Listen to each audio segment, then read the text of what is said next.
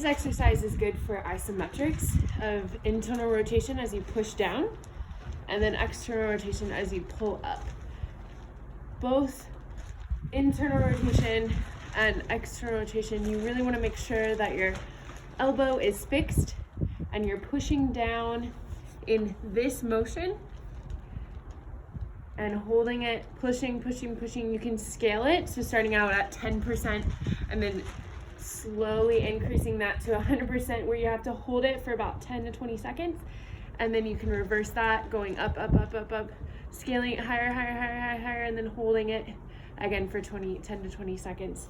It's best if you not look at it, so you're not cranking your neck. So if you're looking down or having a pillow here to rest your neck, and then to push and pull.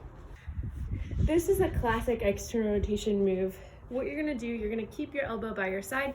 You can always put a towel underneath to kind of support the elbow and help you to remind you to keep it fixed.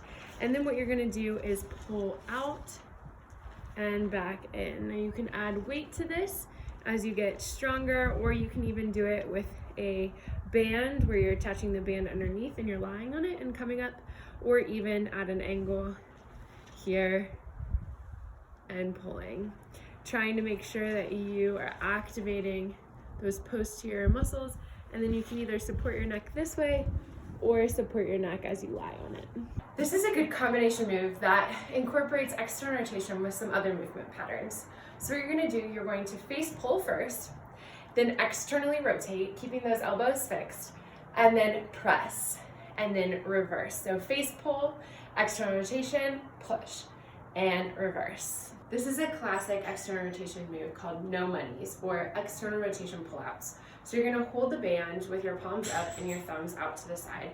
Your elbows are gonna be pressed and fixed against your body and your torso or your ribs, and then you're gonna pull out, squeezing your shoulder blades back and together and release. So squeeze those shoulder blades, making sure not to use your upper traps, but to pull back and down and then come back together. Now you can move that angle out a little bit wider, moving your elbow further and further away until eventually you're at that 90-degree angle doing external rotation here.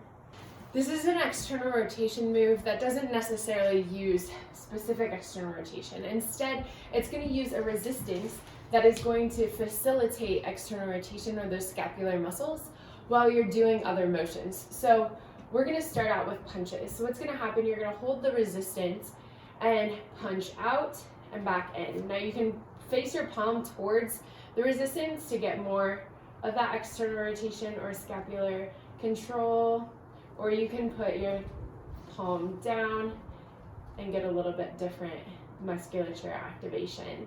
Now from here, what you can do uppercuts. So the palm faces towards the resistance and you're gonna move up into an uppercut, almost like a J.